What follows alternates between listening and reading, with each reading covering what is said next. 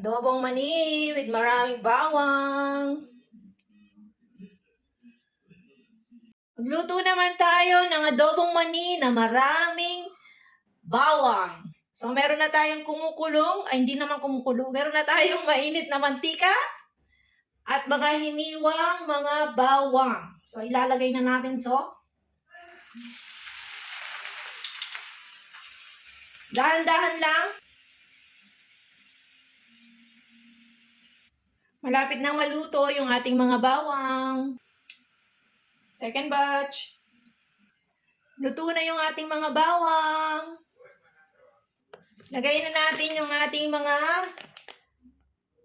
peanuts or mani. Tapos, lagi lang natin haluin.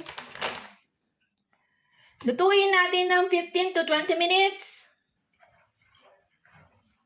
Luto na ang ating mani. Salain natin ang mani.